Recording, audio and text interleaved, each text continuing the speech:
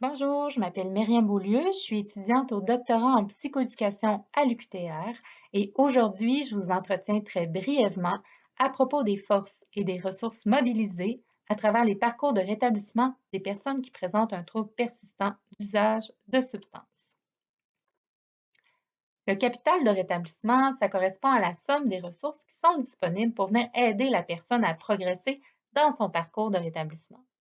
Ça comprend à la fois les ressources sur le plan personnel, comme ses qualités, ses compétences, ses ressources matérielles et financières, mais ça correspond aussi aux ressources que son réseau social pourrait mettre à sa disposition et à celles qui seraient disponibles dans son environnement. Le concept de capital de rétablissement, ça nous permet de comprendre pourquoi il y a certaines personnes qui s'en sortent mieux que d'autres avec un niveau de sévérité égal. Mais on ne peut étudier ce concept-là auprès des personnes qui présentent un trouble persistant dont le processus de rétablissement s'étire souvent sur plusieurs années. Pour ces personnes-là, le rétablissement, c'est un peu comme le chemin qu'on voit sur cette affiche. Il s'agit d'un parcours au long cours. La méta-analyse de Fleury et de ses collègues nous indique par exemple que pour 35 à 54 des gens, la trajectoire de rémission du trouble dure en moyenne 17 ans. Dans ce long parcours, c'est donc important de comprendre ce qui les aide à progresser. C'est pour ça qu'on a cherché à documenter les forces et les ressources mobilisées à travers leur parcours et aujourd'hui, on va s'intéresser plus particulièrement aux ressources mobilisées sur le plan personnel.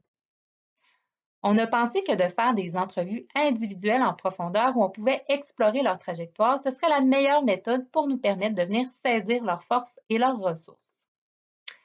Je vous présente donc aujourd'hui les résultats préliminaires qui reposent sur 8 entrevues, dont 5 hommes et 3 femmes qui sont âgés en moyenne de 39 ans et qui ont été rencontrés au Centre Le Rucher ou à Portage. Sur le plan de l'utilisation antérieure des services, on remarque que les personnes rencontrées ont eu recours en moyenne à 10 services spécialisés en dépendance au cours de leur vie. Sur le plan du cumul des difficultés, on observe que la plupart des participants cumulent plus d'une difficulté, dont notamment des problèmes résidentiels, de violence judiciaire et de santé mentale. Les résultats préliminaires montrent que les ressources matérielles et financières sont celles qui font le plus défaut pour venir soutenir leur processus de rétablissement. Ça devient d'ailleurs un objectif de vie pour plusieurs des personnes qu'on a rencontrées. Il y a quelqu'un qui nous dit: j'aimerais ça refaire mon crédit, avoir un appartement à mon nom, mes meubles, mes affaires, mon lit, ma chambre, tu sais, vivre de mes propres ailes.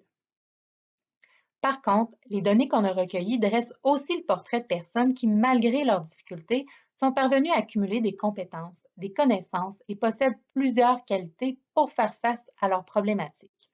Il y a un participant qui nous explique le cercle vertueux dans lequel il va développer sa confiance en ses capacités à se rétablir. Il dit: plus je m'éloigne des cravings, plus je m'éloigne des envies de consommer, plus j'apprends à me faire confiance dans ma façon de vivre ma sobriété, puis plus je prends confiance, plus je suis apte à réussir. Il y a plusieurs participants qui se rattachent d'ailleurs aux qualités que je viens juste de vous présenter pour se projeter positivement par rapport à leur avenir professionnel. Il y a aussi certains participants rencontrés qui nous ont dit avoir découvert ou pris conscience de leurs forces au cours de leur processus d'utilisation de services.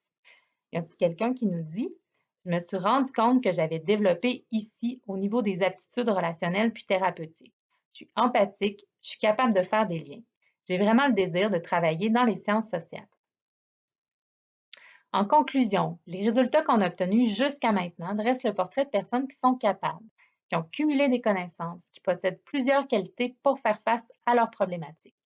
Ce qui vient faire un décalage avec ce qui est généralement rapporté dans la littérature à propos des personnes qui ont une problématique persistante ou chronique, qui sont souvent perçues à travers le prisme de leurs difficultés.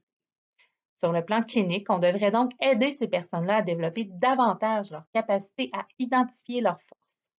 Deuxième constat important, c'est que de façon générale, les personnes qu'on a rencontrées ont très peu de ressources financières et matérielles pour maintenir leur processus de rétablissement. Et ça, ce serait un enjeu particulièrement fragilisant pour les femmes.